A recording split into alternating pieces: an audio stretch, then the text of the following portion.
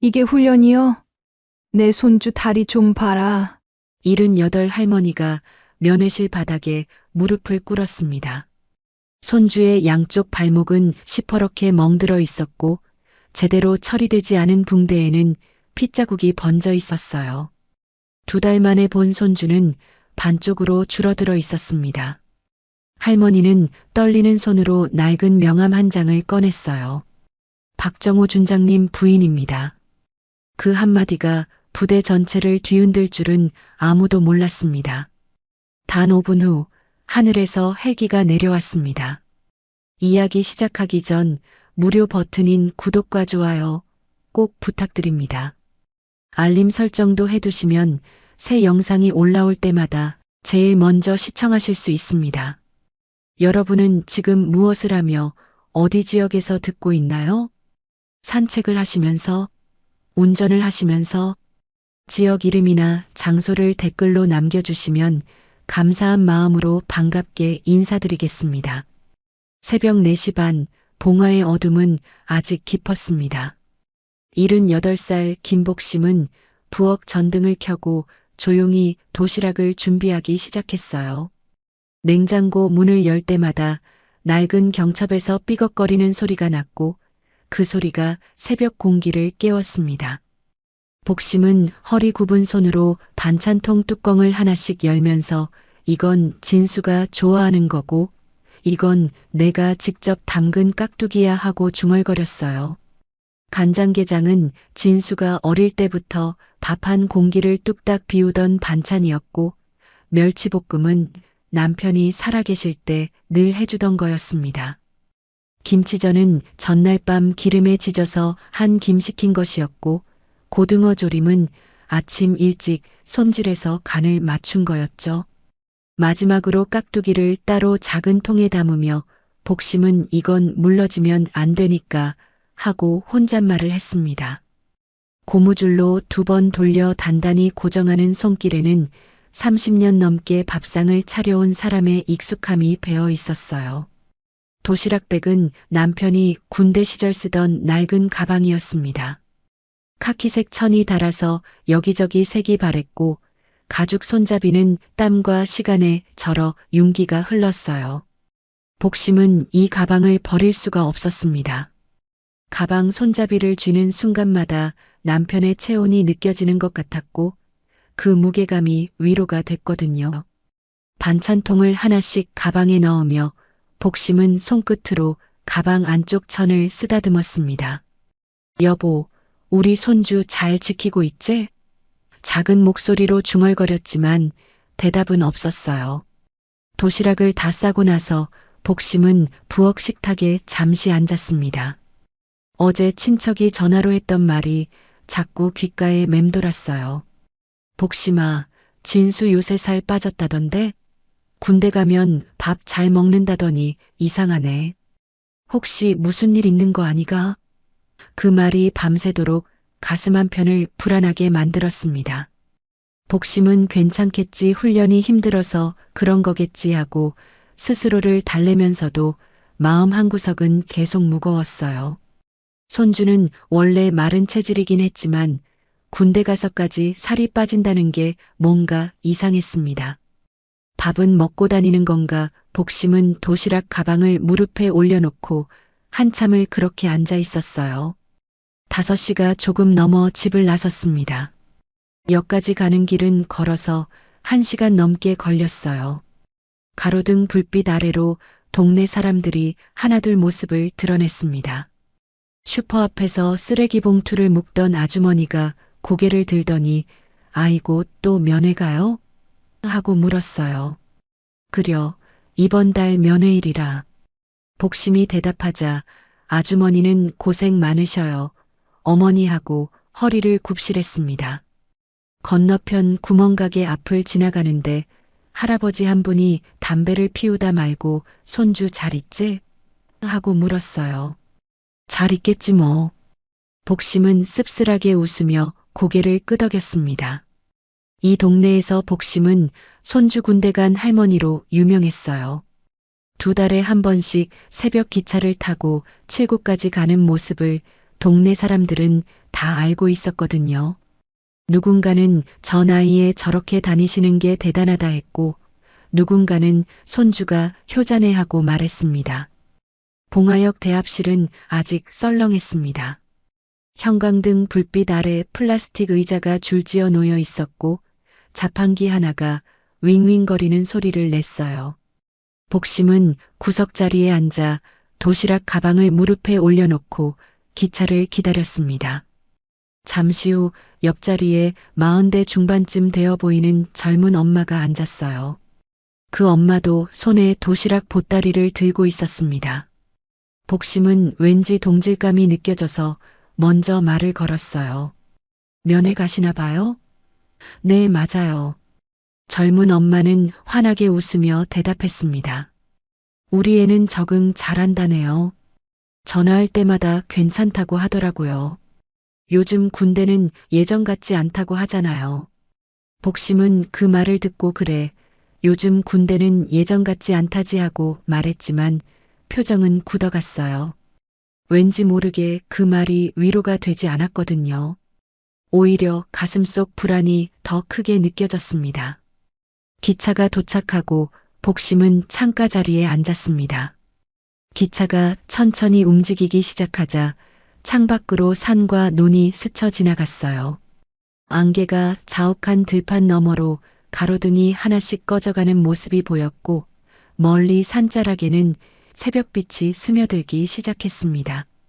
복심은 그 풍경을 보면서 진수를 유치원에 데려다 주던 기억을 떠올렸어요. 할매, 손 꼭 잡아야 돼. 안 그러면 미끄러져.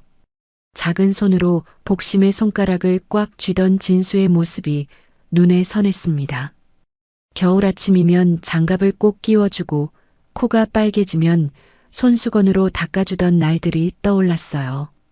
초등학교 소풍날 도시락을 싸주면서 밥 좀 먹어라. 너무 말랐다.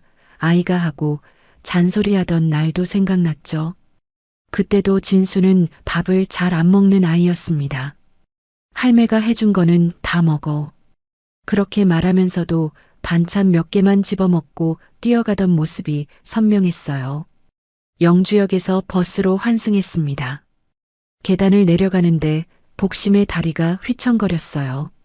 순간 중심을 잃으며 도시락 가방이 손에서 미끄러지면서 바닥에 떨어질 뻔했습니다. 옆에 있던 20대 젊은 남자가 얼른 복심의 팔을 잡아줬죠. 괜찮으세요?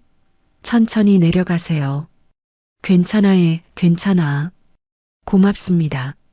복심은 자존심 때문에 얼른 일어나 걸었지만 손으로 무릎을 살짝 감싸 쥐었습니다. 무릎이 욱신거렸지만 내색하지 않았어요. 진수 보러 가는데 이런 걸로 약한 모습을 보일 수는 없었거든요. 가방 손잡이를 더 세게 쥐고 버스 정류장으로 향했습니다. 버스 안은 비교적 한산했습니다. 복심은 뒷좌석에 앉았는데 앞자리에 외박 나온 듯한 군인 2명이 앉아 있었어요.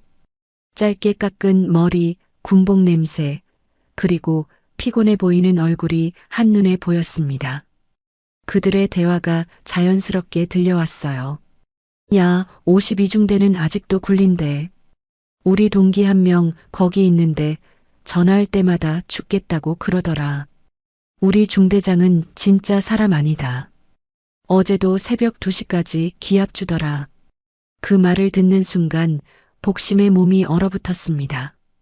손에 쥔 가방 손잡이를 더 세게 움켜쥐었죠.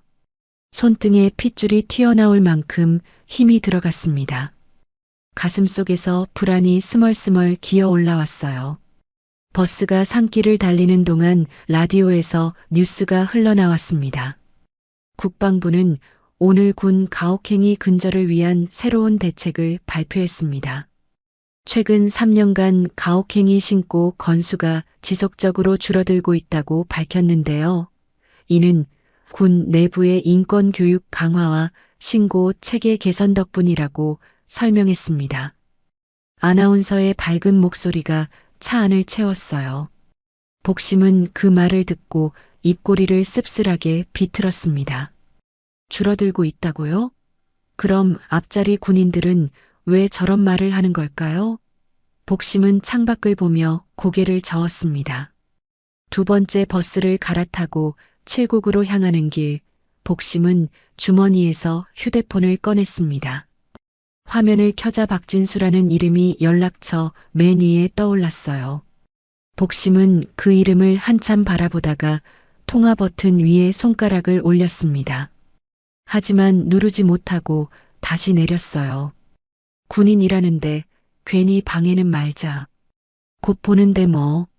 화면을 끄고 다시 주머니에 넣었죠. 하지만 가슴속 불안은 점점 커져만 갔습니다.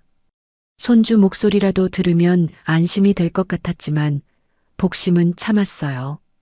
버스가 부대 근처에 도착했을 때는 9시가 조금 넘었습니다. 복심은 도시락 가방을 꼭 안고 천천히 내렸어요. 멀리 부대 정문이 보였습니다. 철조망과 초소, 그리고 태극기가 바람에 펄럭이는 모습이 눈에 들어왔죠. 초소 앞에 서 있는 병사들의 모습도 보였습니다. 복심은 깊게 숨을 들이쉬었어요. 이제 곧 진수를 보겠구나. 그렇게 생각하며 정문 쪽으로 발걸음을 옮겼습니다. 하지만 복심은 아직 몰랐어요.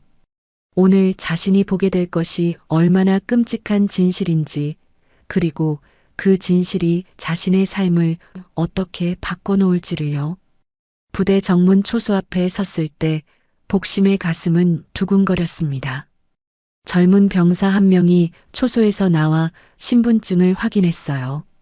면회 오셨어요? 네, 손주 보러 왔습니다. 복심이 대답하자 병사는 고개를 끄덕이며 면회 신청서를 건넸습니다. 복심은 떨리는 손으로 이름과 관계를 적었어요. 박진수 손자. 그 글씨가 삐뚤빼뚤했지만 복심은 신경 쓸 겨를이 없었습니다.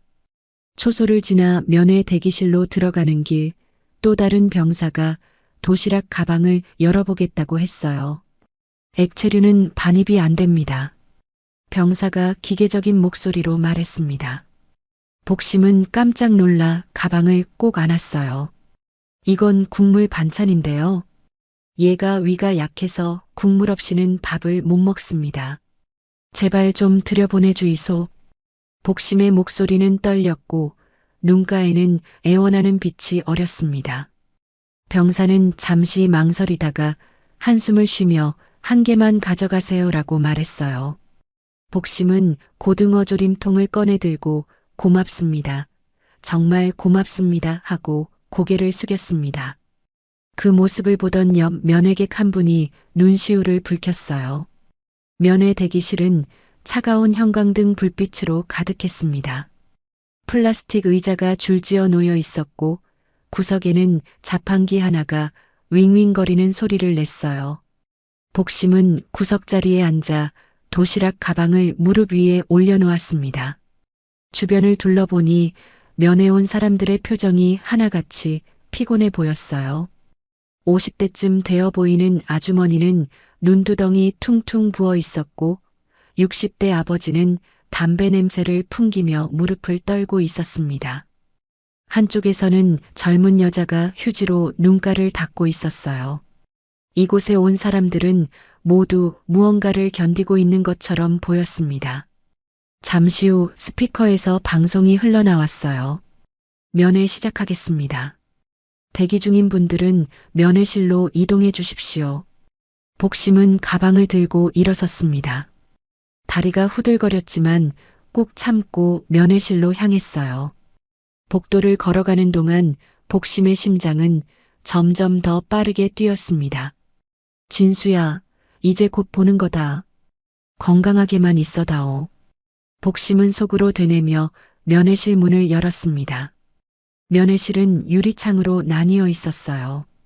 한쪽은 면회객이, 다른 한쪽은 군인들이 앉는 구조였습니다. 복심은 배정받은 자리에 앉아 유리창 너머를 바라봤어요. 잠시 후 문이 열리고 군인들이 하나씩 들어왔습니다. 복심은 그 중에서 진수를 찾으려고 눈을 크게 떴어요. 그리고 마침내 진수가 보였습니다. 복심의 숨이 멎었어요.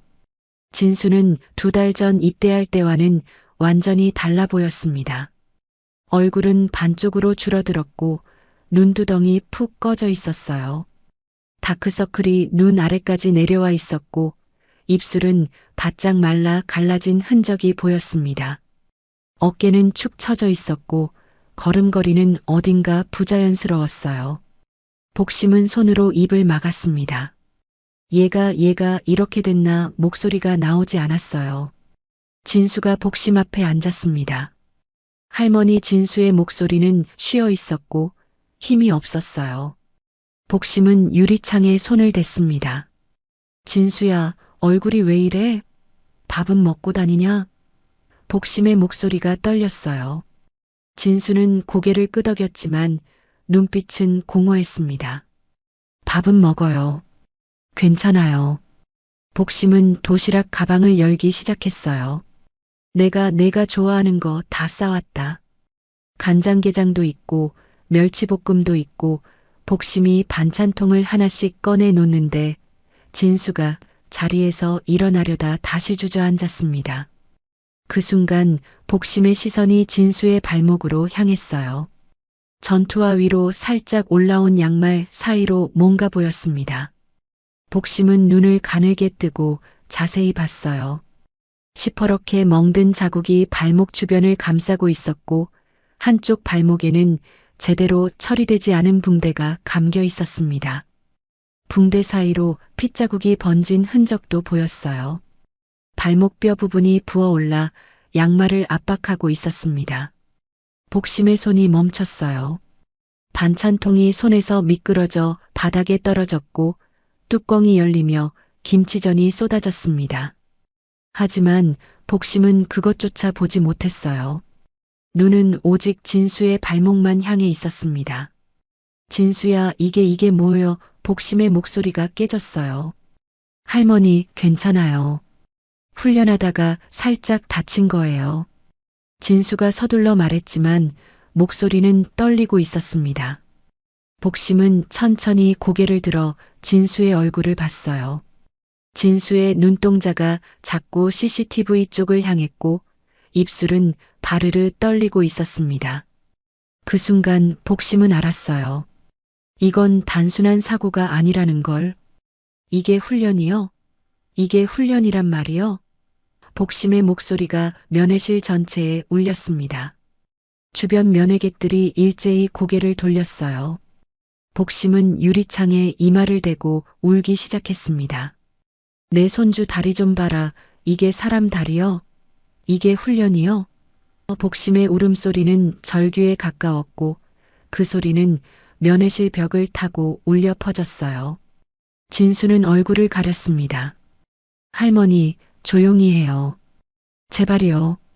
저 때문에 또 난리 나요. 진수의 목소리는 공포에 질려 있었어요. 하지만 복심은 멈출 수 없었습니다. 무릎을 바닥에 찍으며 주저앉았고 손으로 유리창을 두들겼어요. 누가 이랬냐? 누가 우리 진수를 이렇게 만들었냐? 주변 면회객들이 하나둘 일어섰습니다. 50대 중반쯤 되어 보이는 남자는 주먹을 쥐고 이를 악물었어요. 이게 아직도 이러냐? 이게 아직도. 그의 목소리는 분노로 떨렸습니다. 옆자리에 있던 젊은 엄마는 입을 막고 울먹였어요. 우리 애도 절에 있는 거 아니야? 우리 애도? 면회 온 할아버지 한 분은 낮게 중얼거렸습니다. 누구야? 누가 이렇게 했냐? 그의 눈에는 눈물이 맺혀 있었어요.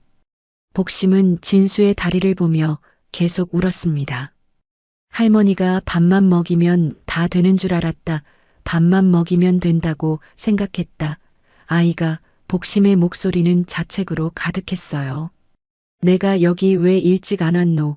왜 진작에 몰랐노? 복심은 자신을 탓하며 유리창을 두드렸습니다. 진수는 고개를 숙인 채 말했어요. 할머니, 그만해요. 제발 그만하세요. 저 괜찮아요. 하지만 진수의 눈에서도 눈물이 떨어지고 있었습니다. 진수는 눈물을 닦으려 손을 들었다가 다시 내렸어요. 손등에도 멍 자국이 보였거든요. 복심은 그것까지 다 봤습니다. 면회 감독관이 다가왔어요. 어머니, 진정하세요. 큰 소리 내시면 면회가 중단됩니다. 하지만 복심은 듣지 않았습니다. 중단하소. 중단해도 좋으니 누가 우리 손주를 이렇게 만들었는지 말해보소. 복심의 목소리는 떨림없이 단호했어요. 감독관은 난처한 표정으로 뒤로 물러섰습니다. 잠시 후 스피커에서 차가운 방송이 흘러나왔어요. 면회 시간 종료됩니다. 모든 면회객은 퇴장해 주시기 바랍니다. 복심은 그 말을 듣고도 자리에서 일어나지 못했습니다. 진수를 보며 손을 뻗었지만 유리창만 만졌을 뿐이에요. 진수야, 할매가 뭐라도 할 거다. 가만 안 있는다. 복심의 목소리는 결연했습니다. 진수는 고개를 저었어요. 할머니, 아무것도 하지 마세요. 그냥 가세요. 진수는 천천히 일어섰습니다. 일어서는 내내 한쪽 다리를 끌었고 얼굴이 일그러졌어요. 복심은 그 모습을 보며 가슴이 찢어지는 것 같았습니다. 진수가 면회실 문 쪽으로 걸어가는 동안 복심은 유리창에 손을 댄 채 서 있었어요. 진수가 문을 나가기 직전 뒤돌아봤습니다. 그 눈빛은 제발 아무것도 하지 말아요라고 말하고 있었어요. 하지만 복심은 다른 결심을 하고 있었습니다. 안 된다. 이대로 둘 수는 없다. 복심은 도시락 가방을 주워들고 면회실을 나왔습니다. 복도를 걸어 나오는 동안 다리가 후들거렸지만 넘어지지 않았어요. 정문을 빠져나와 버스 정류장까지 걸었습니다. 그리고 그곳 벤치에 주저앉았어요. 도시락 가방에는 국물 얼룩이 번져 있었지만 복심은 그걸 닦을 힘도 없었습니다. 바로 그때였어요. 옆에 앉아있던 예비역 출신으로 보이는 50대 아버지가 낮은 목소리로 말했습니다. 어머니, 그냥 조용히 넘어가셔야 돼요. 신고하면 애가 더 맞습니다. 그 말은 위로가 아니라 경고였어요. 현실이었습니다. 복심은 그 말을 듣고 천천히 고개를 들었어요. 그럼 그대로 두라고요? 내 손주 다리 꺾인 채로 그냥 두라고요? 복심의 손이 떨렸습니다. 하지만 그 떨림은 두려움이 아니었어요. 분노였습니다. 복심은 오래된 지갑을 꺼냈습니다. 지갑 속 투명 비닐에는 낡은 명함 한 장이 끼워져 있었어요. 명함에는 김도연 소령이라는 이름과 함께 언제든 연락 주십시오. 약속드립니다라는 글귀가 적혀 있었습니다. 복심의 눈빛이 변했습니다. 이제 참는 건 내가 못하겠다. 복심이 면회실에서 진수의 발목을 보며 무너지던 그 시간, 사실 그보다 며칠 전 생활관에서는 끔찍한 일들이 벌어지고 있었습니다. 시간을 거슬러 올라가 보겠습니다. 사흘 전 밤 11시 생활관 소등이 끝난 후였어요. 박진수, 이리 나와. 31살 한 병장의 목소리가 어둠 속에서 울렸습니다. 21살 진수는 침대에서 일어나 맨발로 복도로 나갔어요. 복도 구석에는 한 병장 외에도 28살 오상병과 23살 조일병이 서 있었습니다. 세 사람의 얼굴은 그림자에 가려져 있었지만 눈빛만은 차갑게 빛났어요. 신병은 숨도 허락 맞고 쉬어야 되는 거 모르냐? 한 병장이 낮게 말했습니다. 오늘 내무반 청소 제대로 안 됐던데? 진수는 고개를 숙였어요. 죄송합니다. 하지만 사과는 소용없었습니다. 죄송하면 다야? 몸으로 때워. 오상병이 비웃듯 말했어요. 진수는 그날 밤 새벽 2시까지 복도에서 팔굽혀펴기를 했습니다. 100개, 200개, 300개. 숫자를 셀 때마다 팔이 후들거렸고 땀이 눈을 찔렀어요. 그만 좀 해주십시오. 제발이요. 진수가 떨리는 목소리로 말했지만 조일병은 휴대폰을 꺼내 들었습니다. 울면 X되는 거 알지? 이 영상 돌아가면 넌 끝이야. 군대도 못 다니고 집에도 못 가. 진수는 입을 다물었어요. 울 수도 소리칠 수도 없었습니다. 이틀 전에는 더 심했습니다. 새벽 4시 진수는 맨발로 연병장을 돌아야 했어요. 겨울바람이 매서웠고 연병장 바닥의 골재는 차갑고 날카로웠습니다. 발바닥이 까지는 느낌이 들 때마다 진수는 이를 악물었어요. 더 빨리 뛰어. 너 때문에 우리 다 피곤하다고. 한 병장이 뒤에서 소리쳤습니다. 진수는 숨이 넘어갈 것 같았지만 계속 뛰었어요. 멈추면 더 맞는다는 걸 알았거든요. 그렇게 한 바퀴를 돌고 나니 발목이 욱신거렸습니다. 하지만 그만이라는 말은 나오지 않았어요. 3바퀴, 5바퀴, 진수는 결국 넘어지고 말았습니다. 발목을 접질렸고 비명을 삼켰어요. 일어나. 훈련 끝난 거 아니야. 오상병이 차갑게 말했습니다. 진수는 발목을 붙잡고 일어섰지만 제대로 서지도 못했어요. 생활관으로 돌아온 진수는 화장실 구석에서 발목을 확인했습니다. 시퍼렇게 멍이 들어 있었고 부어올라 있었어요. 진수는 찬물에 적신 수건으로 발목을 감쌌지만 통증은 가라앉지 않았습니다. 이거 병원 가야 하는 거 아닌가 진수는 중얼거렸지만 말할 수 없었어요. 말하면 더 큰 일이 생길 거라는 공포가 온몸을 짓눌렀거든요. 다음 날 아침 진수는 절뚝거리며 행정실로 갔습니다. 46살 최 대위가 책상에 앉아 서류를 보고 있었어요. 대위님 발목을 다쳤는데 병원에 가야 할 것 같습니다. 진수가 조심스럽게 말했습니다. 최 대위는 고개도 들지 않고 대답했어요. 훈련 중 부상은 다 그래. 파스 붙이고 쉬어. 괜히 보고 올라가면 우리만 피곤해진다. 진수는 할 말을 잃었습니다. 하지만 발목이 많이 부었습니다. 제대로 서기도 힘듭니다. 최 대위가 그제야 고개를 들었어요. 박진수 이병, 군대가 어디야? 다친 사람 한둘이야? 내가 유별난 거지. 그 말에 진수는 입을 다물었습니다. 더 이상 말해봐야 소용없다는 걸 알았거든요. 행정실 안쪽에서는 53살 이상사가 전화 통화를 하고 있었습니다. 네, 이번 달 물자 다 받았습니다. 장부는 제가 조정해 놓을게요. 걱정 마세요. 이상사의 목소리는 낮았지만 진수의 귀에 들렸어요. 진수는 그게 무슨 뜻인지 정확히는 몰랐지만 뭔가 잘못되고 있다는 느낌은 받았습니다. 그날 저녁 최 대위와 이상사는 행정실에서 조용히 대화를 나눴습니다. 박진수 그의 발목 다쳤다던데 괜찮겠습니까? 이상사가 물었어요. 최 대위는 담배 연기를 뿜으며 대답했습니다. 훈련 중 발목 접질림으로 처리해. 보고 올라가면 까다로워진다. 요즘 뉴스 시끄럽잖아. 조용히 덮어. 이상사는 고개를 끄덕였어요. 알겠습니다. 문서는 제가 처리하죠. 하지만 이 모든 과정을 지켜보는 사람이 있었습니다. 37살 윤석중 중사였어요. 윤석중은 복도 끝에 서서 행정실 대화를 다 들었습니다. 그의 얼굴은 돌처럼 굳어 있었고 손등에는 핏줄이 불끈 올라와 있었어요. 윤석중은 주먹을 쥐었다가 폈습니다. 분노가 치밀어 올랐지만 아직 폭발할 때가 아니라는 걸 알았어요.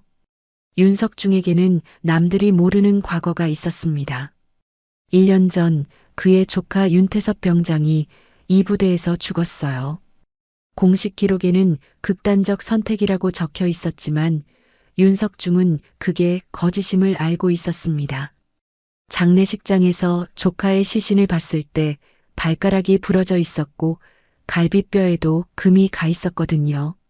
하지만 아무도 제대로 조사하지 않았어요. 군대 내부 문제는 조용히 처리하는 게 좋습니다라는 말만 들었을 뿐이었습니다. 그날부터 윤석중은 결심했어요. 다시는 이런 일이 일어나게 두지 않겠다. 그는 부대 내부의 부패와 폭력을 기록하기 시작했습니다. USB에 장부 사본을 저장했고 고참들의 욕설과 폭언을 몰래 녹음했어요. 행정실 금고 비밀번호도 알아냈습니다. 윤석중은 이 모든 걸 군사경찰에 넘길 준비를 하고 있었어요. 며칠 후 윤석중은 34살 최태혁 군사경찰 대위를 조용히 만났습니다. 부대 밖 한적한 카페에서였어요. 대위님, 이걸 받아주십시오. 윤석중은 USB와 서류 묶음을 건넸습니다. 최태혁은 서류를 한 장씩 넘겨보며 표정이 굳어갔어요. 이게 전부 사실입니까? 네, 전부 제가 직접 확인한 겁니다. 윤석중의 목소리는 떨리지 않았습니다. 최태혁은 고개를 끄덕였어요. 윤 중사님, 이건 큰 사건입니다. 부대 전체가 흔들릴 겁니다. 그래야 합니다. 더 이상 이대로 둘 수 없습니다. 윤석중의 눈빛은 단호했어요. 최태혁은 USB를 가방에 넣으며 말했습니다. 준비하고 있겠습니다. 때가 되면 연락드리죠. 두 사람은 악수를 나눴습니다. 그날 밤 윤석중은 생활관 창가에 서서 밤하늘을 바라봤습니다. 태서봐, 이제 끝낼 수 있을 것 같다. 윤석중은 조용히 중얼거렸어요. 그의 눈에는 눈물이 맺혀 있었지만 흘러내리지는 않았습니다. 애 하나를 포기하면 조직은 편하다. 그래서 늘 한 명씩 버리는 거다. 근데 이번엔 아니다. 이번엔 절대 그렇게 안 된다. 윤석중의 다짐은 밤하늘에 조용히 스며들었습니다. 그리고 바로 그 순간 봉화에서 복심이 도시락을 싸고 있었습니다. 서로 모르는 두 사람의 의지가 하나로 모이려 하고 있었어요. 복심은 버스 정류장 벤치에 주저앉아 도시락 가방을 무릎에 올려놓았습니다. 가방에는 국물 얼룩이 번져 있었고 김치전 냄새가 희미하게 풍겼어요. 복심은 그 얼룩을 보며 멍하니 앉아 있었습니다. 손은 떨렸고 가슴 속에서는 뭔가가 터질 것처럼 부풀어 올랐어요. 옆 벤치에 앉아있던 50대 중반의 남자가 복심을 바라봤습니다. 그 남자는 얼굴에 깊은 주름이 패여 있었고 눈빛은 어딘가 지쳐 있었어요. 예비역 출신처럼 보였습니다. 남자는 잠시 망설이다가 낮은 목소리로 말했어요. 어머니 그냥 조용히 넘어가셔야 돼요. 복심은 고개를 들어 남자를 봤습니다. 남자는 계속 말했어요. 신고하면 애가 더 맞습니다. 제 친구 아들도 그랬어요. 신고했다가 부대에서 더 심하게 당했습니다. 참으세요. 군대는 원래 그런 곳입니다. 그 말은 위로가 아니었습니다. 경고였고 현실이었어요. 복심은 그 말을 듣고 천천히 고개를 들었습니다. 그럼 그대로 두라고요? 복심의 목소리는 떨렸지만 단호했어요. 내 손주 다리 꺾인 채로 그냥 두라고요? 그럼 다음엔 누가 또 그렇게 되는데요? 우리 진수만 아니라 다른 애들도 다 그렇게 당하고 있을 텐데요. 남자는 입을 다물었습니다. 복심의 눈에는 눈물이 맺혀 있었지만 흘러내리지는 않았어요. 전 그렇게 못합니다. 가만히 있으면 내 손주가 죽을 것 같아요. 복심의 목소리는 낮았지만 그 안에는 절박함이 담겨 있었습니다. 남자는 고개를 돌렸고 더 이상 말하지 않았어요. 복심은 손을 떨며 낡은 지갑을 꺼냈습니다. 지갑은 남편이 쓰던 것이었어요. 가죽이 낡아 모서리가 해지고 안쪽 천은 색이 바랬습니다. 복심은 지갑 속 투명 비닐을 열었어요. 그 안에는 명함 한 장이 끼워져 있었습니다. 명함은 세월의 발에서 글씨가 희미했지만 아직 읽을 수 있었어요. 김도현 소령, 육군 제12보병사단. 그리고 아래쪽에는 손글씨로 이렇게 적혀 있었습니다. 언제든 연락 주십시오. 약속드립니다. 복심은 그 명함을 보며 오래전 기억을 떠올렸습니다. 15년 전 남편 박정호 준장의 장례식 날이었어요. 그날은 비가 내렸고 장례식장은 조문객들로 가득했습니다. 그 중에서 젊은 장교 한 명이 복심 앞에 무릎을 꿇었어요. 당시 소령이었던 김도현이었습니다. 사모님, 형님 같은 분을 잃어서 정말 죄송합니다. 도연의 목소리는 떨렸고 눈에는 눈물이 고여 있었어요. 형님은 제게 군인이 무엇인지 가르쳐 주신 분입니다. 언제든 댁에 무슨 일 있으면 연락 주십시오. 제가 할 수 있는 일이라면 뭐든 하겠습니다. 도연은 그렇게 말하며 명함을 복심의 손에 쥐어줬습니다. 복심은 그때 그 명함을 지갑에 넣어두었고 15년 동안 한 번도 꺼내본 적이 없었어요. 하지만 오늘 이 순간만큼은 그 명함이 필요했습니다. 복심은 휴대폰을 꺼냈어요. 손이 떨려서 화면을 제대로 터치하기 어려웠습니다. 명함에 적힌 번호를 하나씩 눌렀어요. 한 번, 두 번 잘못 눌러서 지우고 다시 입력했습니다. 전화가 연결됐습니다. 신호음이 두 번 울리고 누군가가 전화를 받았어요. 여보세요. 제12부 병사단입니다. 젊은 남자의 목소리였습니다. 비서관인 것 같았어요. 복심은 숨을 깊이 들이쉬고 말했습니다. 거기 김도연 사단장님 계십니까? 사단장님은 지금 회의 중이십니다. 무슨 일이십니까? 복심은 잠시 망설였습니다. 하지만 진수의 발목이 눈앞에 떠올랐어요. 시퍼렇게 멍든 자국, 붕대에 번진 핏자국, 그리고 공포에 질린 진수의 눈빛이요. 복심은 입을 열었습니다. 내 이름은 김복심입니다.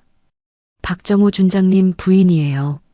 수화기 너머로 정적이 흘렀습니다. 숨먹는 듯한 정적이었어요. 비서관의 목소리 톤이 즉시 달라졌습니다. 어머님, 잠시만 대기해 주십시오. 바로 연결해 드리겠습니다. 목소리에는 긴장이 묻어났어요.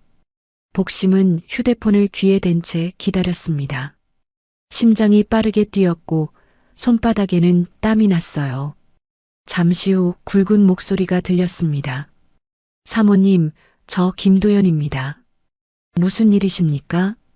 도연의 목소리는 차분했지만 그 안에는 경계가 섞여 있었어요. 복심은 떨리는 목소리로 말했습니다. 도연 씨, 우리 손주가 그쪽 부대에 있습니다. 박진수라고요. 오늘 면회를 갔는데 발목이 이게 뭡니까? 온통 멍투성이고 다리를 제대로 쓰지도 못하고 있습니다. 도연은 잠시 침묵했습니다. 사모님, 훈련 중 부상일 수도 있습니다. 제가 확인해 보겠습니다. 도연의 대답은 형식적이었어요. 복심은 그 말을 듣고 가슴이 답답해졌습니다. 훈련이요? 예, 눈 좀 보셨어야 했습니다. 죽을 것처럼 겁에 질려 있었어요. 뭔가 말하려다가도 카메라 쳐다보고 입 다물고. 이게 정상입니까? 도연의 목소리가 조금 변했습니다. 구체적으로 어떤 상황이었습니까? 발목에 시퍼런 멍이 들었고요. 붕대는 제대로 감지도 않았고 피가 번져 있었습니다. 손등에도 멍이 있었고요. 이게 훈련입니까? 이게 군대입니까? 복심의 목소리는 점점 커졌어요. 도연은 깊게 한숨을 쉬었습니다. 사모님, 제가 직접 확인하겠습니다. 어느 부대입니까? 56연대입니다. 박진수 2등병이에요. 도연 씨, 우리 진수만이 아닙니다. 분명 다른 애들도 그렇게 당하고 있을 겁니다. 제발 좀 확인해 주이소. 도연의 목소리가 단호해졌습니다. 알겠습니다. 사모님, 제가 처리하겠습니다. 형님께서 저한테 뭘 가르쳐 주셨는지 잊지 않았습니다. 군은 국민의 신뢰 위에 서야 한다고 하셨죠. 오늘 안으로 조치하겠습니다. 복심은 그제야 조금 안도했어요. 고맙습니다. 정말 고맙습니다. 전화를 끊고 복심은 휴대폰을 무릎 위에 올려놓았습니다. 손은 여전히 떨렸지만 가슴속 무게는 조금 가벼워진 것 같았어요. 옆에 앉아있던 남자가 복심을 보며 조용히 물었습니다. 어머니, 누구한테 전화하신 겁니까? 복심은 대답하지 않았어요. 그저 먼 하늘을 바라보며 중얼거렸습니다. 진수야, 이제 참는 건 내가 못하겠다. 할매가 뭐라도 할 거다. 그 순간 부대 어딘가에서는 도연이 전화기를 내려놓고 있었습니다. 그의 얼굴은 굳어 있었고 눈빛은 차갑게 가라앉아 있었어요. 도연은 비서관을 불렀습니다. 기동부대 준비시켜. 군사경찰 대기 명령 내려. 나도 직접 간다. 비서관이 깜짝 놀라 물었어요. 사단장님이 직접 가십니까? 도연은 고개를 끄덕였습니다. 박정호 형님 부인이시다. 이건 내가 직접 처리해야 할 일이야. 비서관은 즉시 움직였습니다. 무전기를 들고 명령을 전달했어요.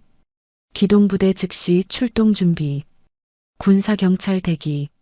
사단장님 직접 지휘하신다. 그 순간부터 부대 전체가 움직이기 시작했습니다. 헬기 엔진이 돌아가기 시작했고 군사경찰 차량들이 줄지어 섰어요. 복심은 그 모든 걸 모르고 있었습니다. 다만 버스 정류장 벤치에 앉아 하늘을 바라보며 조용히 기도했어요. 진수야, 조금만 기다려라. 할매가 너를 꼭 지켜줄 거다. 복심과의 통화를 끊은 도연은 잠시 창밖을 바라봤습니다. 사단장 집무실 창 너머로 훈련장이 보였고 병사들이 줄지어 구보하는 모습이 눈에 들어왔어요. 도연은 깊게 숨을 들이쉬었습니다. 그리고 비서관을 불렀어요. 준비됐나? 네, 사단장님. 헬기 대기 중이고 군사경찰도 출동 준비 완료했습니다. 도연은 책상 위에 놓인 사진 액자 하나를 바라봤습니다. 사진 속에는 젊은 시절의 도연과 박정호 준장이 나란히 서 있었어요. 두 사람은 웃고 있었고 그 뒤로는 태극기가 펄럭이고 있었습니다. 도연은 사진을 한참 보다가 중얼거렸어요. 형님, 이제 제대로 한번 해보겠습니다. 그리고 군무를 집어들고 일어섰습니다. 집무실을 나서며 도연은 참모들에게 지시했어요. 56연대로 즉시 이동한다. 기동부대, 군사경찰, 그리고 나도 직접 간다. 참모 한 명이 놀란 표정으로 물었습니다. 사단장님이 직접 가십니까? 연대장에게 지시하시면 되지 않습니까? 도연은 고개를 저었어요. 안 된다. 이건 내가 직접 확인해야 할 일이다. 박정호 형님 부인께서 전화하셨다. 더 이상 미룰 수 없어. 참모들의 얼굴이 굳어졌습니다. 박정호 준장이라는 이름은 이 사단에서 전설 같은 존재였어요. 15년 전 이 사단을 이끌었고 군의 명예와 정의를 무엇보다 중요하게 생각했던 사람이었습니다. 도연은 그 밑에서 소령으로 복무하며 많은 걸 배웠어요. 군은 국민의 신뢰 위에 서야 한다는 말을 입버릇처럼 하던 박정호의 모습이 눈에 선했습니다. 헬기장으로 향하는 길, 도연의 발걸음은 단호했습니다. 군사경찰 최태혁 대위가 이미 대기하고 있었어요. 대위 준비됐나? 네, 사단장님. 윤석중 중사로부터 증거 자료를 이미 받았습니다. USB와 서류가 있습니다. 최태혁이 대답했습니다. 도연은 고개를 끄덕였어요. 좋아. 이번엔 확실하게 끝낸다. 헬기 엔진이 돌아가기 시작했습니다. 프로펠러가 회전하며 내는 소음이 헬기장 전체를 뒤덮었어요. 바람이 거세게 불어왔고 주변 병사들의 군복이 펄럭였습니다. 도연은 헬기에 올라타며 안전벨트를 맸어요. 최태혁도 옆자리에 앉았고 뒤에는 군사경찰 4명이 탑승했습니다. 헬기가 천천히 떠올랐어요. 지상이 점점 멀어지고 하늘이 가까워졌습니다. 헬기 안에서 도연은 창밖을 바라봤습니다. 구름 사이로 햇빛이 스며들고 있었고 멀리 산맥이 보였어요. 도연은 헤드셋을 끼고 조종사에게 말했습니다. 최대한 빨리 가자. 시간이 없다. 알겠습니다, 사단장님. 헬기는 속도를 높였고 바람을 가르며 날아갔어요. 같은 시각 56연대 연병장에서는 병사들이 훈련을 하고 있었습니다. 진수도 그중 한 명이었어요. 발목은 여전히 아팠지만 내색할 수 없었습니다. 한 병장이 옆에서 지켜보고 있었거든요. 박진수, 제대로 뛰어. 다리 아프다고 빼지 마. 진수는 이를 악물고 뛰었습니다. 땀이 눈을 찔렀고 발목에서는 찌릿한 통증이 올라왔어요. 그때였습니다. 멀리서 낮은 소리가 들려왔어요. 처음에는 바람 소리인 줄 알았습니다. 하지만 점점 가까워지더니 분명한 엔진 소리로 바뀌었어요. 병사들이 하나둘 고개를 들었습니다. 저게 뭐야? 헬기 소리 아니야? 웅성거리는 소리가 연병장에 퍼졌어요. 하늘 위에서 헬기 한 대가 나타났습니다. 군용 헬기였고 사단 마크가 선명하게 보였어요. 헬기는 연병장 상공을 선회하더니 천천히 착륙 지점으로 내려왔습니다. 프로펠러 바람에 흙먼지가 거세게 일어났고 병사들은 눈을 가리며 뒤로 물러섰어요. 진수도 손으로 얼굴을 가렸습니다. 뭐지? 왜 헬기가 여기 와? 한 병장의 얼굴이 굳어졌습니다. 오상병과 조일병도 서로 눈빛을 주고받았어요. 뭔가 심상치 않다는 걸 직감한 겁니다. 행정실 쪽에서 최대위가 황급히 뛰어나왔어요. 무슨 일이야? 왜 헬기가? 이상사도 뒤따라 나왔습니다. 두 사람의 얼굴은 창백했어요. 헬기가 완전히 착륙했습니다. 문이 열리고 도연이 내렸어요. 검은색 점퍼에 별 2개가 달린 어깨장, 그리고 차가운 표정이 연병장 전체를 압도했습니다. 뒤이어 최태혁과 군사경찰들이 내렸어요. 그들은 일제히 연병장으로 걸어왔습니다. 연병장에 있던 모든 병사가 얼어붙었습니다. 훈련은 멈췄고 숨소리조차 들리지 않을 만큼 정적이 흘렀어요. 도연은 연병장 중앙으로 걸어가며 목소리를 높였습니다. 전 병력 즉시 집합. 그 목소리는 스피커 없이도 연병장 끝까지 울려 퍼졌어요. 병사들은 우르르 모여들었고 간부들도 하나둘 나타났습니다. 윤석중 중사도 그 중에 있었어요. 윤석중은 도연과 눈을 마주쳤습니다. 도연은 고개를 끄덕였고 윤석중도 조용히 고개를 숙였어요. 드디어 그 순간이 온 겁니다. 윤석중의 가슴 속에서 뜨거운 무언가가 치밀어 올랐어요. 도연은 전 병력 앞에 섰습니다. 지금부터 이 부대는 내 지휘하에 조사한다. 도연의 목소리는 낮았지만 무게가 실려 있었어요. 최근 이 부대 내에서 가혹행위와 비리 의혹이 제기됐다. 나는 직접 이 문제를 확인하고 처리할 것이다. 병사들 사이에서 술렁거림이 일었습니다. 최대위가 앞으로 나섰어요. 사단장님, 그건 오해입니다.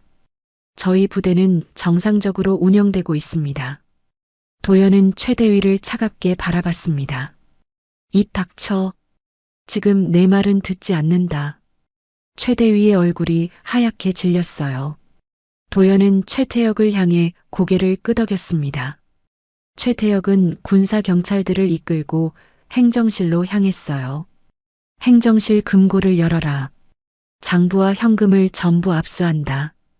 이상사가 가로막으려 했지만 군사경찰 한 명이 그를 제지했습니다. 비켜주십시오. 사단장님 명령입니다. 연병장 한쪽에서 진수는 그 모든 장면을 보고 있었습니다. 가슴이 두근거렸고 다리는 떨렸어요. 이게 뭐지? 왜 이러는 거지? 진수는 주변 동기들과 눈을 마주쳤습니다. 동기들도 모두 불안한 표정이었어요. 도연은 다시 병사들을 바라봤습니다. 이 부대에서 부당한 대우를 받은 사람이 있으면 지금 나와라. 내가 직접 듣겠다. 정적이 흘렀습니다. 아무도 움직이지 않았어요. 도연은 목소리를 높였습니다.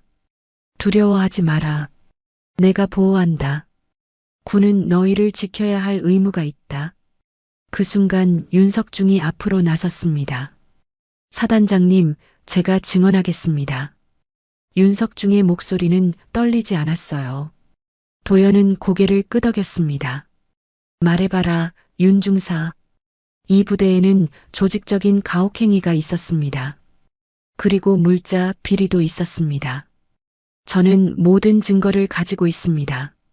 연병장이 다시 술렁거렸습니다. 한병장과 오상병, 조일병의 얼굴이 창백해졌어요. 최대위는 주먹을 쥐었지만 아무 말도 하지 못했습니다. 하늘이 흔들리기 시작한 겁니다. 행정실 문이 거칠게 열렸습니다. 최태혁 군사경찰 대위가 앞장서서 들어왔고 뒤로 군사경찰 3명이 따라왔어요. 이상사는 책상 앞에서 얼어붙었습니다. 뭡니까? 왜 행정실에 들어옵니까?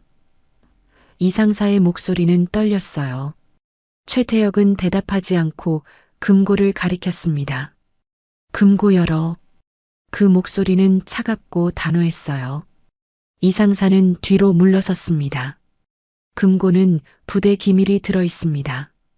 함부로 열 수 없습니다. 최태혁은 한 걸음 더 다가섰어요. 사단장님 명령이다. 지금 즉시 열어. 안 그러면 강제 개방한다. 이상사의 얼굴에서 땀이 흘러내렸습니다. 손은 떨렸고 눈동자는 불안하게 흔들렸어요. 잠시 정적이 흘렀습니다. 이상사는 결국 금고 앞으로 갔어요. 떨리는 손으로 비밀번호를 눌렀습니다. 4자리, 6자리, 그리고 마지막 2자리. 금고 문이 철컥 소리를 내며 열렸어요. 최태혁은 즉시 금고 안을 들여다봤습니다. 금고 안에는 서류 뭉치들이 가득했습니다. 하지만 그게 전부가 아니었어요. 제일 안쪽에는 두꺼운 현금 봉투 여러 개가 쌓여 있었습니다. 최태혁은 그중 하나를 꺼내 열어봤어요. 10,000원권 지폐가 빽빽하게 들어 있었습니다. 이게 뭐지? 최태혁이 차갑게 물었어요. 이상사는 입술을 깨물며 대답하지 않았습니다. 최태혁은 서류들도 하나씩 꺼냈습니다. 납품업체 리스트, 물자 구매 내역, 그리고 장부가 나왔어요. 장부를 펼쳐보니 특정 업체 이름 옆에 체크 표시가 되어 있었고 금액 옆에는 손글씨로 조정이라고 적혀 있었습니다. 최태혁의 표정이 굳어졌어요. 이상사, 이게 뭐냐? 조정이 뭐냐? 이상사는 고개를 숙였습니다. 그건 최태혁은 더 이상 묻지 않았습니다. 군사 경찰들에게 지시했어요. 전부 압수한다. 현금, 서류, 장부 다 가져가. 군사 경찰들은 즉시 움직였습니다. 증거 봉투에 현금을 넣고 서류들을 상자에 담았어요. 이상사는 그 모습을 보며 주저앉았습니다. 끝났다. 이제 끝났어. 그의 목소리는 떨렸고 얼굴은 핏기가 가셨어요. 연병장으로 다시 나왔을 때 도연은 윤석중을 향해 고개를 끄덕였습니다. 윤중사, 증거를 제출해라. 윤석중은 주머니에서 USB를 꺼냈어요. 그리고 접힌 서류 뭉치도 함께 꺼냈습니다. 사단장님, 이게 지난 6개월간 제가 모은 증거입니다. 가혹행위 녹음 파일, 폭행 사진, 그리고 리베이트 관련 문서 사본이 들어 있습니다. 도연은 USB를 받아들었습니다. 그리고 서류를 펼쳐봤어요. 서류 첫 장에는 날짜와 시간, 그리고 가해자 이름이 적혀 있었습니다. 한병장, 오상병, 조일병. 그 아래에는 피해자 이름도 적혀 있었어요. 박진수 외에도 5명의 이름이 더 있었습니다. 도연의 눈빛이 차갑게 가라앉았어요. 이게 전부 사실이냐? 네, 사단장님. 전부 제가 직접 확인한 겁니다. 도연은 최대위를 향해 고개를 돌렸습니다. 최대위, 이거 봐라. 도연이 서류를 내밀었어요. 최대위는 서류를 받아들었지만 읽지 못했습니다. 손이 너무 떨렸거든요. 사단장님, 이건 과장된 겁니다. 요즘 신세대 병사들이 워낙 예민해서 도연이 말을 자르며 소리쳤습니다. 입 닥쳐. 지금 내 변명 듣고 싶지 않다. 연병장 전체가 숨을 죽였습니다. 병사들은 모두 고개를 숙이고 있었고 간부들은 얼굴이 창백했어요. 진수는 그 모든 걸 지켜보며 가슴이 뛰었습니다. 이게 정말 일어나고 있는 일인가? 진수는 옆에 있던 동기를 봤어요. 동기도 똑같이 놀란 표정이었습니다. 도연은 다시 윤석중을 봤습니다. 윤 중사, 다른 피해자들도 있나? 네, 사단장님. 그중 한 명은 제 조카였습니다. 윤석중의 목소리가 잠시 떨렸어요. 윤태섭 병장입니다. 1년 전 이 부대에서 극단적 선택을 했다고 보고됐지만 실제로는 가혹행위로 인한 사망이었습니다. 연병장이 다시 술렁거렸습니다. 병사들 사이에서 웅성거림이 일어났어요. 도연의 얼굴이 더욱 굳어졌습니다. 그게 사실이냐? 네, 사단장님. 장례식장에서 시신을 확인했을 때 발가락이 부러져 있었고 갈비뼈에도 금이 가 있었습니다. 하지만 아무도 제대로 조사하지 않았습니다. 도연은 깊게 한숨을 쉬었습니다. 그리고 천천히 고개를 돌려 한병장, 오상병, 조일병을 바라봤어요. 너희 셋 앞으로 나와. 세 사람은 얼어붙었습니다. 한병장이 먼저 앞으로 나갔고 오상병과 조일병도 떨리는 발걸음으로 따라 나왔어요. 도연은 그들을 차갑게 바라봤습니다.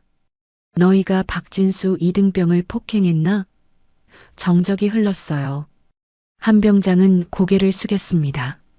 사단장님, 그건 훈련의 일환이었습니다. 훈련? 도연의 목소리가 낮아졌어요. 새벽 2시에 맨발로 연병장 돌리는 게 훈련이냐? 발목이 부러지도록 기합 주는 게 훈련이냐? 한병장은 대답하지 못했습니다. 오상병과 조일병도 고개를 들지 못했어요. 도연은 군사경찰을 불렀습니다. 저 3명 체포해라.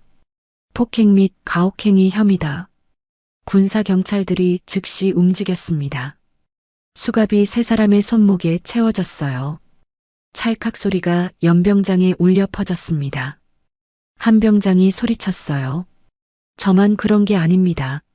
다들 다 해왔던 겁니다. 도연은 차갑게 대답했습니다. 그 다들이라는 말 때문에 군이 썩어간 거다. 오늘부터 그 악습은 끝난다. 세 사람은 군사경찰에게 끌려갔습니다. 연병장을 가로질러 차량으로 향하는 그들의 뒷모습을 모든 병사가 지켜봤어요. 이어서 도연은 최대위와 이상사를 불렀습니다.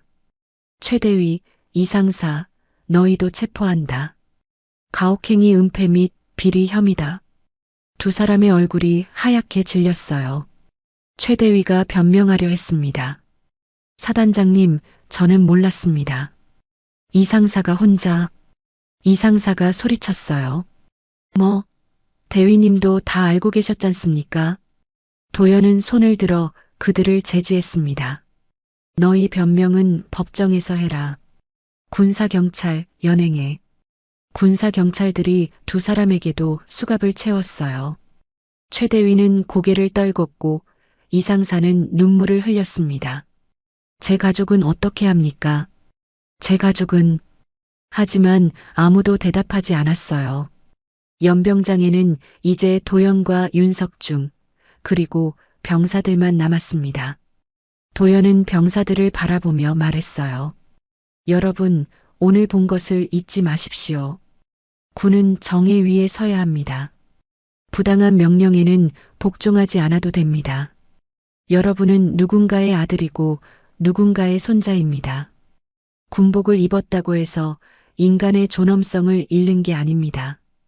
병사들 사이에서 작은 울음소리가 들렸습니다. 어떤 병사는 눈물을 닦았고 어떤 병사는 고개를 끄덕였어요. 진수도 눈물이 흘러내렸습니다. 그 눈물은 슬픔이 아니라 안도였어요. 끝났다. 드디어 끝났다. 윤석중은 하늘을 바라봤습니다. 구름 사이로 햇빛이 스며들고 있었어요. 태서봐, 봤지? 이제 내 억울함이 풀렸어. 윤석중의 눈에서도 눈물이 흘러내렸지만 그는 닦지 않았습니다. 하늘에서 빗방울이 떨어지기 시작했습니다. 처음엔 한두 방울이었지만 점점 굵어졌어요. 연병장 바닥에 빗방울이 튀며 작은 흙먼지를 일으켰습니다. 병사들은 빗속에 그대로 서 있었고 아무도 움직이지 않았어요. 도연도 빗속에 서서 연병장 전체를 바라봤습니다. 도연은 한 걸음 앞으로 나섰습니다. 전 병력 주목. 목소리가 빗소리를 뚫고 울려 퍼졌어요. 병사들은 일제히 자세를 바로잡았습니다. 도연의 얼굴에도 빗물이 흘러내렸지만 그는 닦지 않았어요. 오늘 여러분이 본 것은 군의 치부입니다. 하지만 동시에 군이 스스로를 바로 세우는 순간이기도 합니다. 병사들은 숨을 죽이고 들었습니다. 빗소리와 도연의 목소리만이 연병장을 채웠어요. 군은 국민의 신뢰 위에 섭니다. 그 신뢰가 무너지면 군은 존재 의미를 잃습니다. 오늘 체포된 자들은 군복을 입을 자격이 없습니다. 그들은 군인이 아니라 범죄자입니다. 도연의 목소리는 낮았지만 무게가 실려 있었어요. 여러분은 지금 이 순간을 기억하십시오. 부당한 명령에 복종하는 것이 군인의 의무가 아닙니다. 정의를 지키는 것이 진짜 군인의 의무입니다. 만약 누군가 여러분을 부당하게 대한다면 반드시 신고하십시오. 군은 여러분을 보호할 것입니다. 비가 더 세차게 내렸습니다. 병사들의 군복이 젖어 몸에 달라붙었고 빗물이 얼굴을 타고 흘러내렸어요. 하지만 아무도 자리를 뜨지 않았습니다. 도연의 말 한마디 한마디가 가슴속 깊이 박혔거든요. 연병장 한쪽에서 복심이 서 있었습니다. 복심은 면회를 마치고 돌아가려다가 부대 안이 소란스러운 걸 보고 멀찍이 서서 지켜보고 있었어요. 군사경찰이 복심을 보고 어머니 여기 계셔도 됩니다라고 말했고 복심은 고개를 끄덕이며 그 자리에 섰습니다. 빗속에서 도연의 모습을 보며 복심은 눈시울이 뜨거워졌어요. 도연은 다시 말을 이었습니다. 오늘 이 부대에서 일어난 일은 결코 용납될 수 없는 범죄입니다. 하지만 이것이 끝이 아닙니다. 앞으로 전 부대를 대상으로 특별감사를 실시할 것입니다. 숨겨진 비리와 부조리가 있다면 모두 밝혀낼 것입니다. 병사들 사이에서 작은 술렁거림이 일었습니다. 도연은 그들을 바라보며 계속 말했어요. 여러분 중 누군가는 오늘 일이 두려울 수도 있습니다. 하지만 두려워하지 마십시오. 잘못한 사람만 처벌받을 것입니다. 여러분은 피해자입니다. 여러분은 보호받아야 할 사람들입니다. 진수는 그 말을 듣고 눈물을 흘렸습니다. 옆에 있던 동기가 진수의 어깨를 감싸 안았어요. 괜찮아. 이제 괜찮아. 진수는 고개를 끄덕이며 눈물을 닦았습니다. 그 눈물은 슬픔이 아니라 해방이었어요. 도연은 윤석중을 바라봤습니다. 윤석중 중사. 네, 사단장님. 윤석중이 앞으로 나섰어요. 도연은 윤석중의 어깨에 손을 올렸습니다. 자네가 없었다면 오늘 이 일은 불가능했네. 자네는 진정한 군인일세. 윤석중은 고개를 숙였습니다. 감사합니다, 사단장님. 도연은 다시 병사들을 향해 말했습니다. 윤석중 중사는 조직의 압력 속에서도 정의를 선택했습니다. 이것이 진짜 용기입니다. 여러분도 잊지 마십시오. 침묵은 공범입니다. 목소리를 내는 것이 진짜 용기입니다. 연병장에는 빗소리만 들렸습니다. 도연의 말은 끝났지만 아무도 움직이지 않았어요. 모두가 그 순간을 가슴에 새기고 있었습니다. 도연은 천천히 뒤돌아 헬기 쪽으로 걸어갔어요. 군사 경찰들이 뒤따랐고 윤석중도 함께 걸었습니다. 복심은 그 모습을 보며 도연을 향해 걸어갔습니다. 도연 씨, 복심의 목소리가 들렸고 도연은 멈춰 섰어요. 뒤돌아보니 복심이 빗속에 서 있었습니다. 도연은 복심에게 다가가 경례를 했어요. 사모님, 오래 기다리셨습니다. 복심은 고개를 저었습니다. 아닙니다. 고맙습니다. 정말 고맙습니다. 복심의 목소리는 떨렸어요. 도연은 복심의 손을 잡았습니다. 형님께서 저한테 가르쳐 주신 겁니다. 군인은 국민을 지켜야 한다고 하셨습니다. 오늘 제가 한 일은 당연한 거였습니다.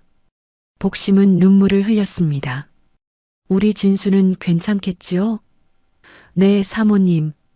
진수 이등병은 지금부터 보호받을 겁니다. 제가 직접 챙기겠습니다. 도연의 목소리는 단호했어요. 복심은 고개를 끄덕이며 고맙습니다. 정말 고맙습니다라고 반복했습니다. 도연은 복심에게 다시 경례를 하고 헬기로 향했습니다. 헬기 문이 닫히고 프로펠러가 돌아가기 시작했어요. 헬기는 천천히 떠올랐고 빗속을 뚫고 하늘로 올라갔습니다. 복심은 그 모습을 보며 한참 서 있었어요. 진수가 복심에게 다가왔습니다. 진수는 여전히 절뚝거렸지만 얼굴에는 미소가 있었어요. 할머니. 진수의 목소리는 떨렸습니다. 복심은 진수를 꼭 안았어요. 진수야, 이제 괜찮다. 이제 아무도 너를 괴롭히지 못한다. 진수는 복심의 품에서 울었습니다. 할머니, 무서웠어요. 정말 무서웠어요. 알아. 할매가 다 안다. 복심은 진수의 등을 토닥이며 눈물을 흘렸어요. 두 사람은 빗속에서 한참을 그렇게 서 있었습니다. 주변 병사들도 그 모습을 보며 눈시울을 붉혔습니다. 어떤 병사는 고개를 돌려 눈물을 닦았고 어떤 병사는 주먹을 쥐며 이를 악물었어요. 오늘 이 순간은 그들의 가슴 속에 영원히 남을 거였습니다. 복심은 진수의 얼굴을 손으로 감싸 안았습니다. 진수야, 너는 이제 진짜 군인이다. 부당함에 맞서 싸운 사람이 진짜 군인이다. 진수는 고개를 끄덕이며 눈물을 닦았어요. 네, 할머니. 알겠어요. 비가 점점 약해졌습니다. 구름 사이로 햇빛이 스며들기 시작했어요. 연병장 바닥에는 빗물 웅덩이가 여기저기 생겼고 그 위로 하늘이 비쳤습니다. 복심은 그 하늘을 보며 중얼거렸어요. 여보, 봤지? 우리 손주 지켰지? 윤석중은 멀리서 그 모습을 보고 있었습니다. 그의 눈에도 눈물이 맺혀 있었어요. 태서봐, 이제 편히 쉬어라. 형이 다 끝냈다. 윤석중은 하늘을 보며 조용히 고개를 숙였습니다. 빗물인지 눈물인지 모를 것들이 그의 얼굴을 타고 흘러내렸어요. 연병장에는 다시 고요가 찾아왔습니다. 하지만 그 고요는 더 이상 억압의 침묵이 아니었습니다. 정의가 승리한 후의 평화였어요. 비가 그친 오후 부대 안작은 회의실에는 윤석중과 최태영만 남아 있었습니다. 창밖으로는 빗물에 젖은 연병장이 보였고 햇빛이 조금씩 스며들고 있었어요. 최태혁은 의자에 앉아 노트북을 켰습니다. 윤 중사님, 이제 공식 진술을 받겠습니다. 편하게 말씀하십시오. 윤석중은 창밖을 한참 바라보다가 천천히 입을 열었습니다. 대위님, 전 1년 전부터 이 일을 준비했습니다. 목소리는 낮았지만 떨리지 않았어요. 제 조카 윤태섭이 이 부대에서 죽었습니다. 공식 기록에는 극단적 선택이라고 나와 있지만 그건 거짓이었습니다. 최태혁은 고개를 끄덕이며 키보드를 두드렸습니다. 구체적으로 말씀해 주시겠습니까? 윤석중은 주머니에서 낡은 사진 한 장을 꺼냈어요. 사진 속에는 22살쯤 되어 보이는 젊은 병사가 웃고 있었습니다. 이 애가 태섭입니다. 제 동생 아들이에요. 착하고 성실한 애였습니다. 윤석중의 손이 사진을 쓰다듬었습니다. 작년 11월 15일 동생한테 전화가 왔습니다. 태섭이가 부대에서 사고를 당했다고요. 급히 병원으로 갔는데 이미 숨진 후였습니다. 의사는 목을 매달아 질식사했다고 했어요. 하지만 시신을 확인했을 때 이상한 점이 많았습니다. 최태혁이 물었습니다. 어떤 점이 이상했습니까? 발가락이 2개 부러져 있었습니다. 갈비뼈에도 금이 가 있었고요. 등과 다리에는 시퍼런 멍 자국이 있었습니다. 윤석중의 목소리가 떨렸어요. 극단적 선택을 한 사람의 몸에 그런 상처가 있을 리 없습니다. 분명 누군가한테 맞았던 겁니다. 최태혁은 키보드 두드리는 것을 멈추고 윤석중을 바라봤습니다. 그 사실을 부대에 알렸습니까? 알렸습니다. 하지만 아무도 제대로 조사하지 않았어요. 당시 중대장은 저한테 이렇게 말했습니다. 군대 내부 문제는 조용히 처리하는 게 상부와 가족 모두에게 좋다고요. 소란 피우면 태섭이 명예만 더 실추된다고 했습니다. 윤석중은 주먹을 쥐었습니다. 그 말을 듣는 순간 알았습니다. 이 조직은 진실보다 체면을 더 중요하게 생각한다는 거리요. 그래서 결심했습니다. 다시는 이런 일이 일어나지 않도록 제가 직접 증거를 모으겠다고요. 최태혁은 고개를 끄덕이며 물었습니다. 그때부터 내부 고발을 준비하신 겁니까? 네, 맞습니다. 처음에는 어디서부터 시작해야 할지 몰랐습니다. 하지만 눈을 크게 뜨고 보니 부대 곳곳에 문제가 있었어요. 신병들이 밤에 복도에서 기합받는 소리, 행정실에서 납품업체와 통화하는 이상사의 목소리, 장부에 적힌 이상한 숫자들, 모든 게 다 보였습니다. 윤석중은 USB를 테이블 위에 올려놓았습니다. 여기에 6개월치 증거가 들어 있습니다. 녹음 파일 23개, 사진 47장, 그리고 서류 사본 82장입니다. 하나하나 다 제가 직접 모은 겁니다. 최태혁은 USB를 들어 빛에 비춰봤어요. 이 작은 것 안에 그렇게 많은 증거가 들어 있습니까? 네, 대위님. 여기 있는 증거만으로도 최대위와 이상사의 비리를 입증할 수 있습니다. 그리고 한병장, 오상병, 조일병의 가혹행위도 명확히 드러납니다. 윤석중의 목소리는 단호했어요. 박진수 이등병만 당한 게 아닙니다. 제가 확인한 것만 해도 5명이 더 있습니다. 그 애들은 너무 무서워서 말을 못했던 겁니다. 최태혁은 노트북 화면을 윤석중에게 돌렸습니다. 중사님, 이 진술이 공식 기록으로 남습니다. 법정에서 증언하실 각오가 되어 있습니까? 윤석중은 망설이지 않고 대답했어요. 네, 대위님. 저는 이미 각오했습니다. 제 조카의 억울함을 풀기 위해서라면 뭐든 하겠습니다. 최태혁은 잠시 말없이 윤석중을 바라봤습니다.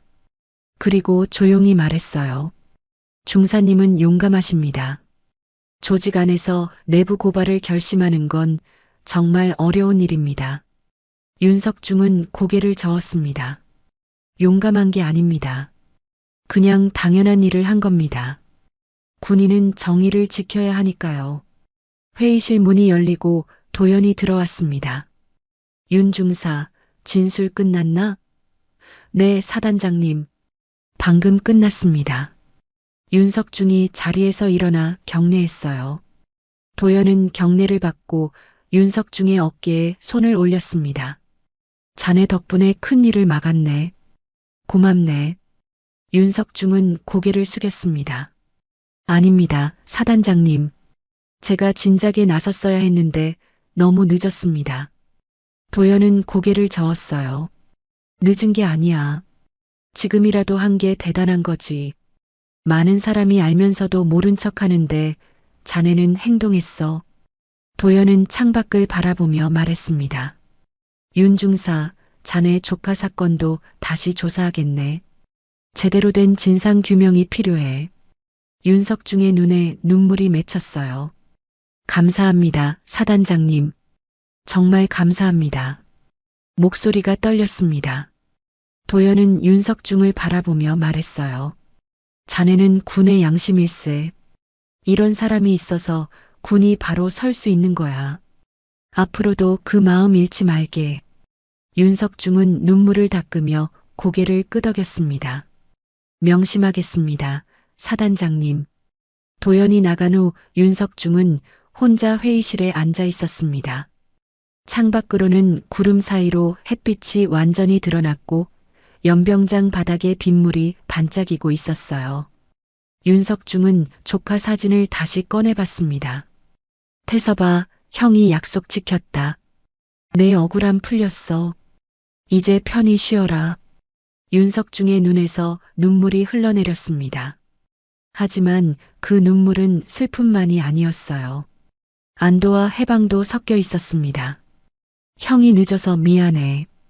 그래도 이제라도 해냈잖아. 내가 마지막이야.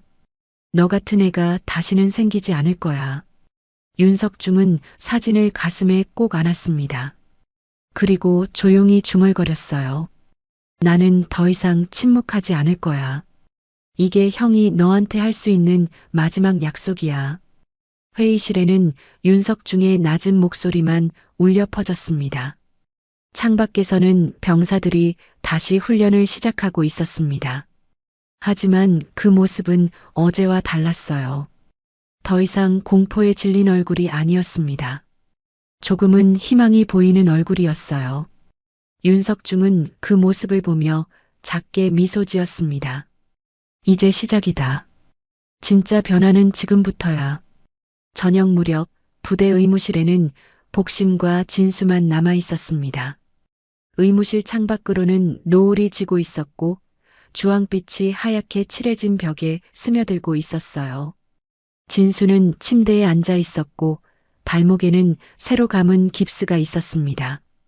복심은 진수 옆에 앉아 그 깁스를 손으로 쓰다듬었어요. 아프냐? 복심의 목소리는 떨렸습니다. 진수는 고개를 저었어요.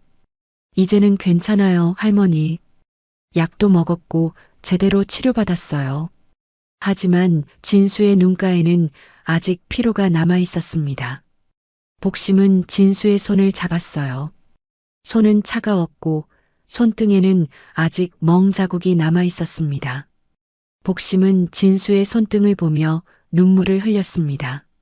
내가 못해준 게 뭐가 그리 많았다고 그걸 다 내 몸에 붙여놨노? 목소리가 떨렸어요. 진수는 복심의 손을 꼭 잡았습니다. 할머니, 할머니 잘못 아니에요. 제가 말을 못했던 거예요. 왜 말을 못했냐? 복심이 물었습니다. 진수는 잠시 침묵했어요. 그리고 천천히 입을 열었습니다. 할머니, 나 무서웠어요. 밤마다 진짜 죽을 것 같았어요. 진수의 목소리는 떨렸고 눈에는 눈물이 맺혔습니다. 새벽에 연병장 돌 때 발이 얼어서 감각이 없었어요. 넘어져도 일어나야 했고 아파도 소리 지르면 안 됐어요. 복심은 진수를 꼭 안았습니다. 알아. 할매가 다 안다. 복심의 품에서 진수는 소리내어 울었어요. 할머니, 전화하고 싶었어요. 할머니 목소리라도 들고 싶었어요.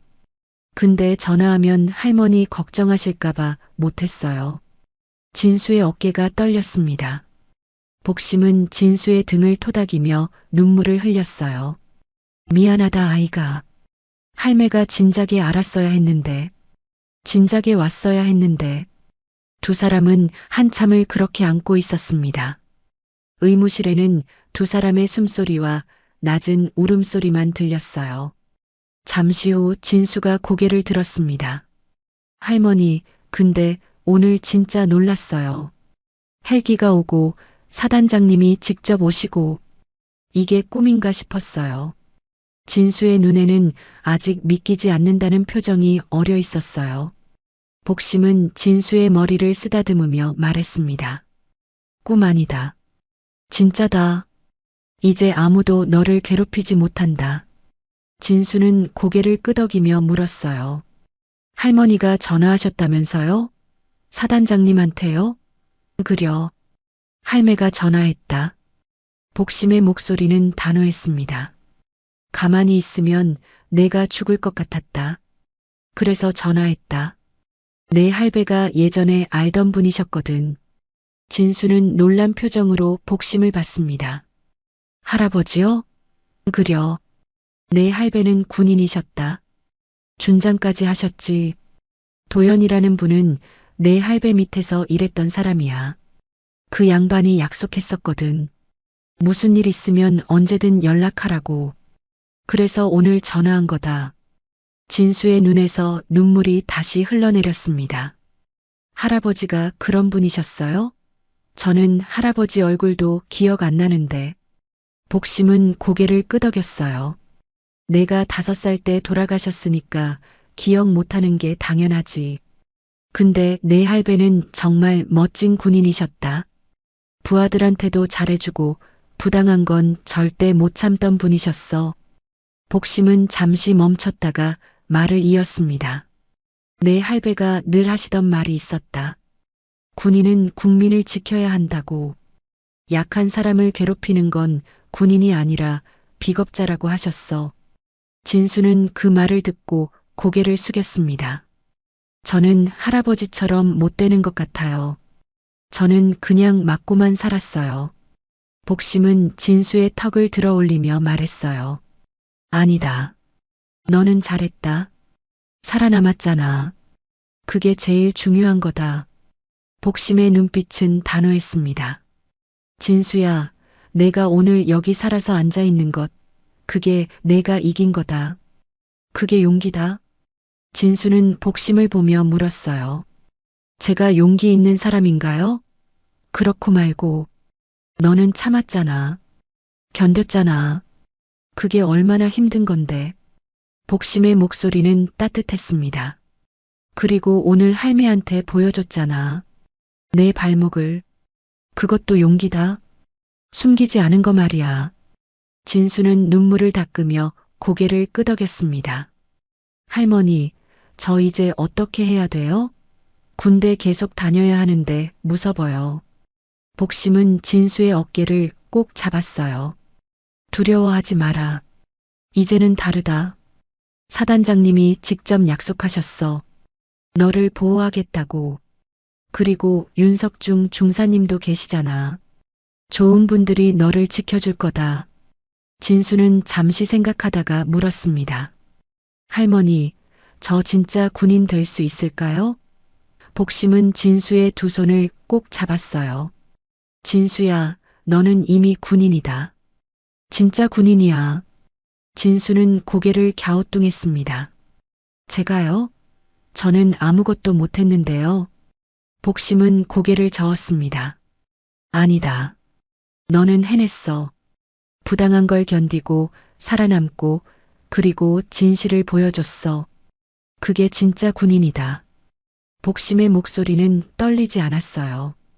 폭력으로 남을 짓누르는 게 군인이 아니야.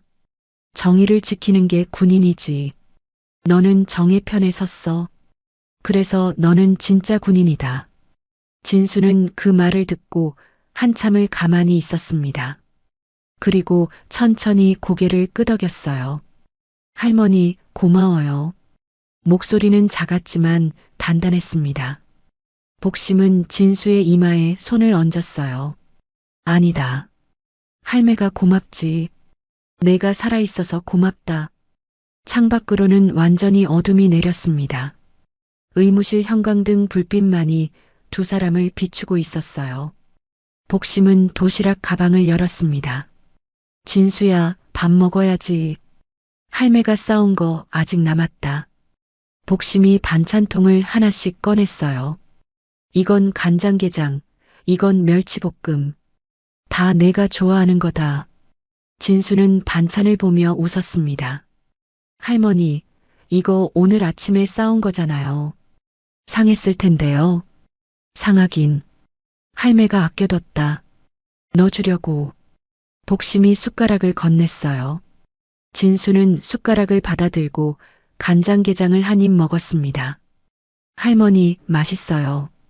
진수의 얼굴에 미소가 번졌어요. 복심은 그 모습을 보며 눈물을 흘렸습니다. 많이 먹어라.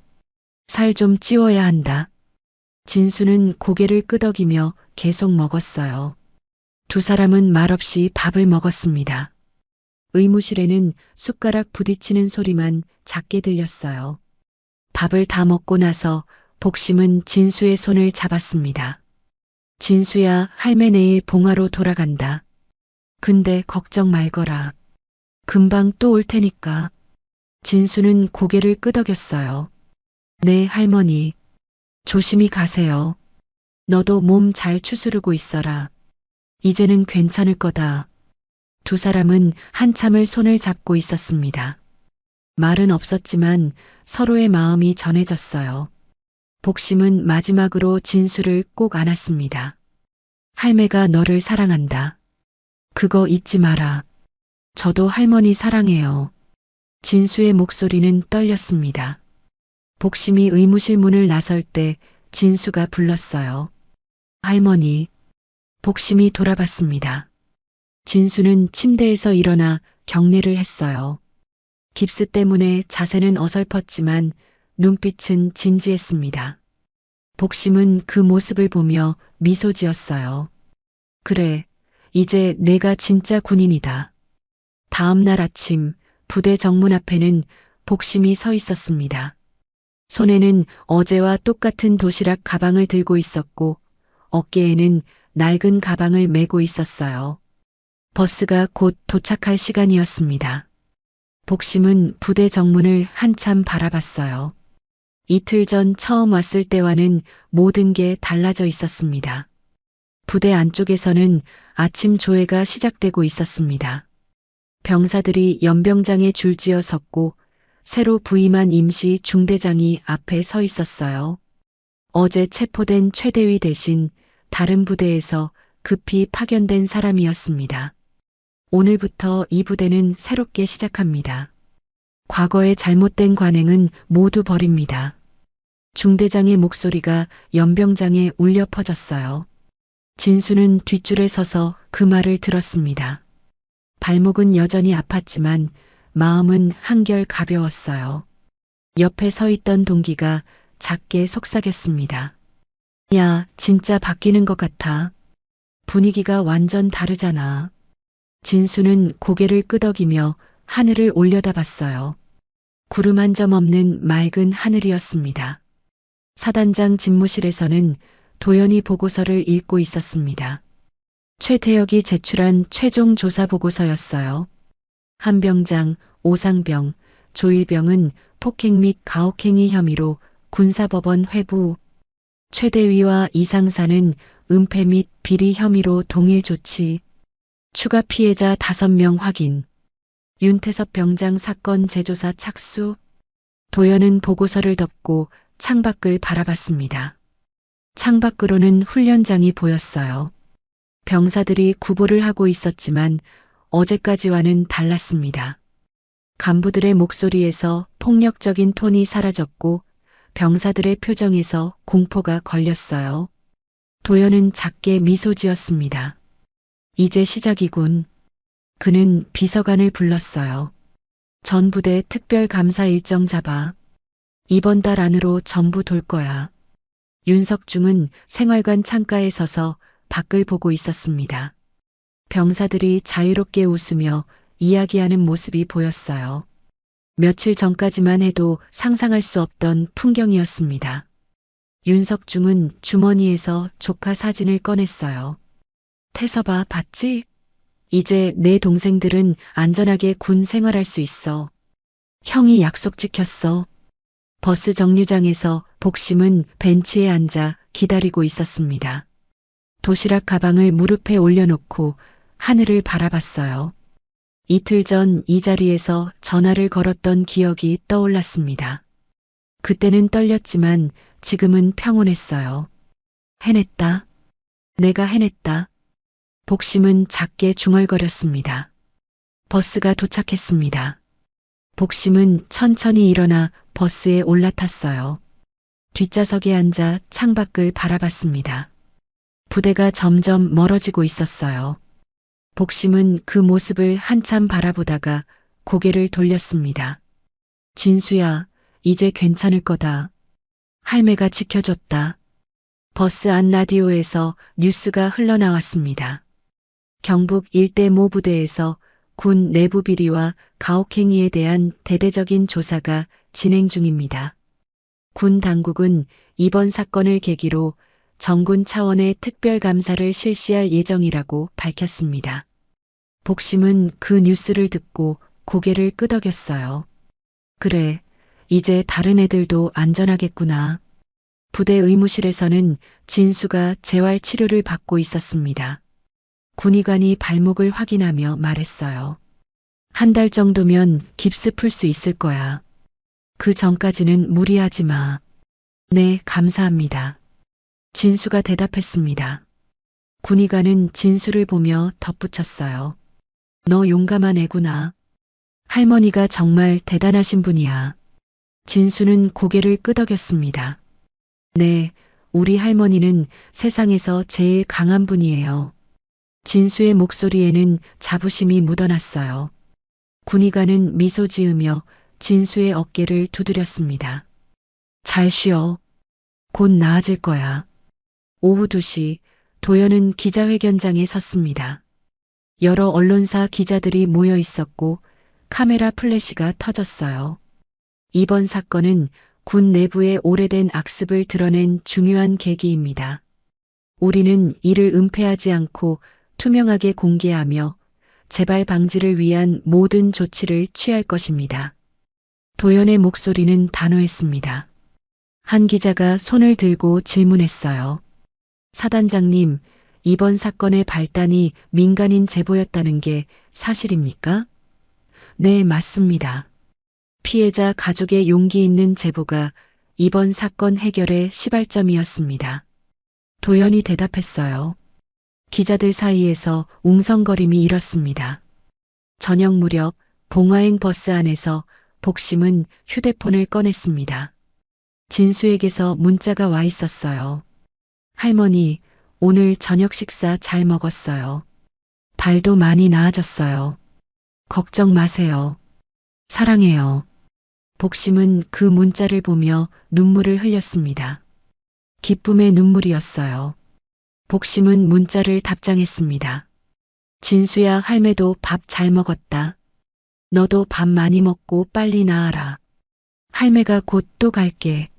사랑한다. 복심은 휴대폰을 가슴에 꼭 안았어요. 창밖으로는 해가 지고 있었습니다.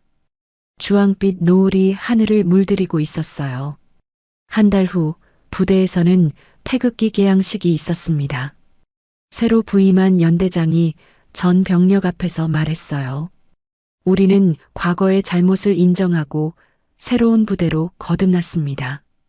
여러분 모두가 이 변화의 주인공입니다. 병사들은 일제히 경례를 했습니다. 진수도 그 중에 있었어요. 깁스는 이미 풀렸고 발목도 거의 나았습니다. 진수는 태극기를 바라보며 생각했어요. 할머니, 저 이제 진짜 군인이 됐어요. 바람이 불어와 태극기가 힘차게 펄럭였습니다. 봉화의 작은 집에서는 복심이 텃밭을 가꾸고 있었습니다. 상추를 따며 혼잣말을 했어요. 이번 주말에 면회 가야지. 진수한테 이거 싸줘야 하는데. 복심의 얼굴에는 평온한 미소가 있었습니다. 그날 저녁 복심은 남편 사진 앞에 앉았습니다. 여보, 우리 손주 지켰어. 당신이 평생 지키려 했던 그 정에 내가 이어받아서 지켰어. 복심은 사진을 쓰다듬었어요. 이제 마음 놓고 편히 쉬이소. 우리 손주 이제 안전하이.